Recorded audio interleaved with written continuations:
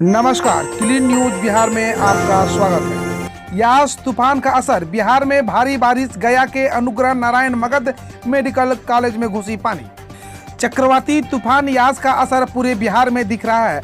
हालांकि बिहार और झारखंड तक पहुंचते पहुंचते यास का खतरनाक रूप काफी हद तक कमजोर पड़ चुका है। इसके बावजूद बिहार के मौसम को बुरी तरह प्रभावित किया है। बिहार में चक्रवाती तूफान यास के चलते बिहार में भारी बारिश हुई है। इससे हाजीपुर के सदर अस्पताल में घुटनों तक पानी भर गया है। सदर अस्पताल में उप अधीक्षक ने बताया, पूरे अस्पताल में पानी भर गया है।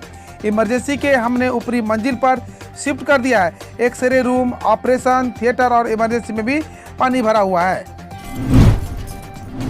चक्रवात यास का प्रभाव, पूर्व मध्य रेल ने बरती सतर्कता। तूफान और तेज बारिश, कई ट्रेनों का परिचालन हुआ बाधित।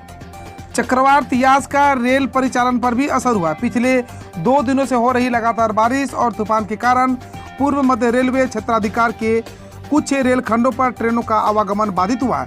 हालांकि तत्काल इसे ठीक करते हुए रेल परिचालन सामान्य कर दिया गया।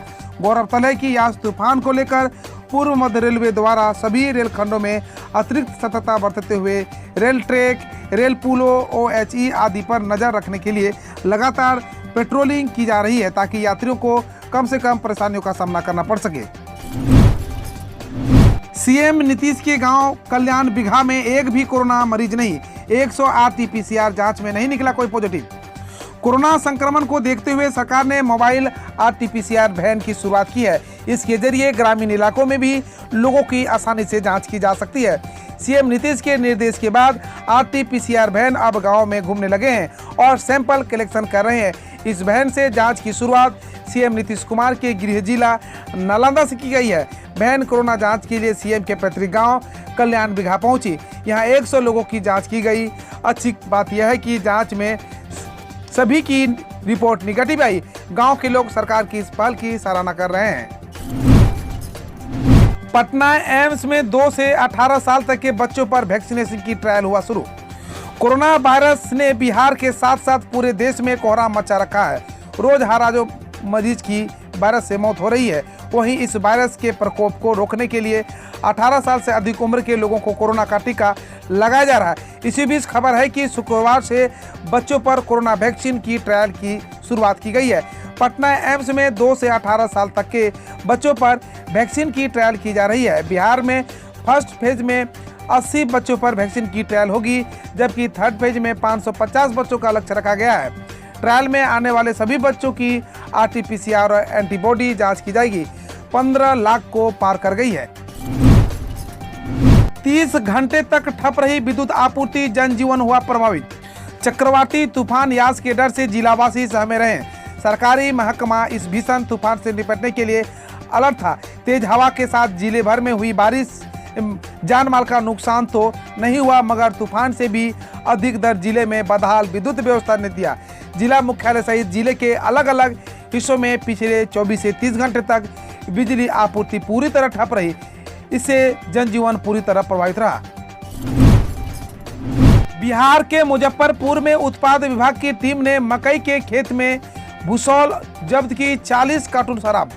उत्पाद विभाग की टीम ने मनियारी थाना क्षेत्र के पकाई में छापेमारी कर मकई के खेत व भूसौल से 40 कार्टून शराब जब्त की है। इस दौरान धंधेबाजों की गिरफ्तारी नहीं हो सकी। उत्पाद निरीक्षक अभिनव कुमार ने बताया कि धंधेबाजों द्वारा शराब का धंधा किया जा रहा था। इसमें रविंद्र राय उर्फ लालू राय, करण राय और अर्जुन राय के नाम सामने आए हैं। इन सभी के विरुद्ध अभियोग दर्ज कर लिया गया है। गिरफ्तारी को लेकर छापेमारी की जा रही है। उत्पाद निदेशक ने बताया कि पूर्व से भी उन लोगों का शराब का धंधा करने को लेकर मामला दर्ज है। इन सभी द्वारा गैर कानूनी ढंग से अर्जित की गई संपत्ति का पता लगाकर जब्त की भी कार्रवाई की जाएगी। पुलिस वन युवक की बाइक लेकर उड़ा साथी, पहले मांगा 1000 जुर्माना, नहीं देने पर बोला पहुंचो थाना। खबर बिहार के औरंगाबाद का है। शहर के पुरानी GT रोड सरस्वती शिशु वाटिका विद्यालय के पास से नगर थाना की फर्जी पुलिस बनकर स्कॉर्पियो सवार चोरों ने धनंजय प्रसाद की बाइक ले उड़े। घटना स्थल थाना के पास ही है। घटना बुधवार की है, पर युवक ने मामले की लिखित आवेदन गुरुवार को थाना में दिया। मामला यह है कि शाहपुर अखाड़ा के पास निवासी धर्मेंद्र गांधी मैदान की तरफ से अपना घर जा रहे थे, जैसे ही वो बाइक से निजी विद्यालय के पास पहुंचा कि स्कॉर्पियो पर सवार चोरों ने उसे रुकवाया। चोरों ने कहा बाइक सवार से हेलमेट नहीं पहनने के कारण जुर्माना के रूप में 1000 रुपये की मांग की। बाइक सवार युवक के द्वारा पास पैसा नहीं रहने के कारण जुर्माना नहीं दिया। जुर्माना नहीं देने पर चोरों ने उसे बाइक के साथ शाहपुर अखाड़ा के पास ले गए और बोले कि जुर्माना नहीं दोगे तो बाइक नगर थाना से लगा देंगे। जुर्माना देकर बाइक थाना से ले जाना। पुलिस समझकर युवक अपनी बाइक चोरों को दे दिया और चोर बाइक को लेकर फरार हो गए। हालांकि तब तक युवक को बाइक चोरी की भनक नहीं लगी। जब वह गुरुवार को बाइक लेने नगर थाना पहुंचा तो पुलिस के द्वारा उसकी बाइक नहीं पकड़े जाने की बात बताई। युवक थाना में अपनी बाइक को थाना परिसर में खोजा पर नहीं पाया। तब उसे चोरों का बाइक से भागने की जानकारी मिली। लॉकडाउन का उल्लंघन करने के आरोप में 1 दर्जन दुकानें सील। बेवजह घूमने वालों पर सिवान पुलिस ने सिखाया सबक। सिवान जिले के सिसवन प्रखंड के चैनपुर बाजार में लॉकडाउन के उल्लंघन करने के आरोप में प्रशासन ने बुधवार की शाम 1 दर्जन से अधिक दुकानों को सील कर दिया। इस संबंध में सीओ इंद्रवंश राय ने बताया कि सूचना मिली थी कि कुछ दुकानदारों द्वारा कोरोना गाइडलाइन का उल्लंघन करते हुए दुकान खोल सामानों की बिक्री की जा रही थी। इसकी सूचना मिलने पर वहां छापेमारी की गई। इस दौरान कुछ दुकानदारों द्वारा दुकान खोल चोरी छुपे सामान की बिक्री की जा रही थी। तो लॉकडाउन का उल्लंघन था। इस दौरान करीब 1 दर्जन दुकानों को सील कर दिया गया तथा दुकानदारों को चेतावनी भी दी गई। बिहार में बिना जांच कराए मिल रहा कोरोना का जांच रिपोर्ट। 6 महीने से मुंबई में रहने वाले को भी मिला निगेटिव होने का मैसेज। मुजफ्फरपुर जिले में कोरोना जांच को लेकर स्वास्थ्य विभाग की बड़ी लापरवाही सामने आ रही है। बिना कोरोना जांच कराए ही कई लोगों को मोबाइल पर कोरोना जांच की रिपोर्ट आ रही है। इससे कोरोना जांच में कालाबाजारी की आशंका को बल मिल रहा है। पिछले साल भी इस तरह का मामला सामने आया था। इसके लिए स्वास्थ्य एवं प्रशासनिक विभाग के अधिकारी जिम्मेदार है। हाल ही के दिनों में जिले में इस प्रकार के कई मामले सामने आए हैं। ऐसे लोगों ने कहा कि हमने तो जांच ही नहीं करवाया, फिर रिपोर्ट कैसे आ गई।